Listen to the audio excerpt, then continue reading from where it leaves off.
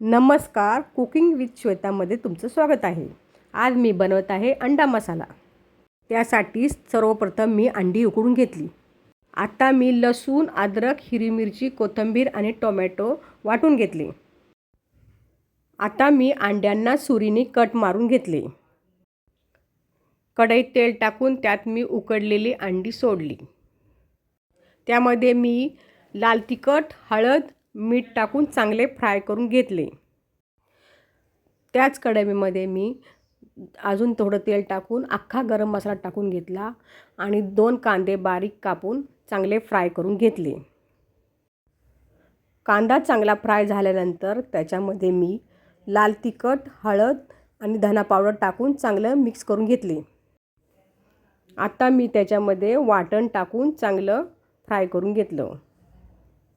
वाटणाला चांगलं तेल सुटल्यानंतर त्यात मी मटण मसाला टाकला.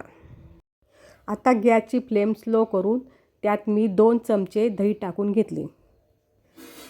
दही टाकल्यानंतर कधी पण गॅसची फ्लेम स्लोच ठेवावी. आता मी मसाला चांगला फ्राय करून घेतला. आता तुम्ही बघू शकता मसाला चांगलं तेल सुटलेलं आहे.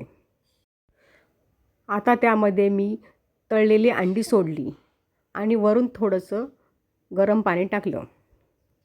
आता मंद गॅसवर भाजीला चांगली उकळी येऊन दिली. तुम्हाला जर कुठली माझी रेसिपी हवी असेल तर इंस्टाग्रामला मला DM करा. आता मी भाजीत मीठ टाकून घेतले. आता तुम्ही पाहू शकता तयार आहे आपला अंडा मसाला. व्हिडिओ आवडल्यास लाईक, शेअर आणि सबस्क्राईब करा.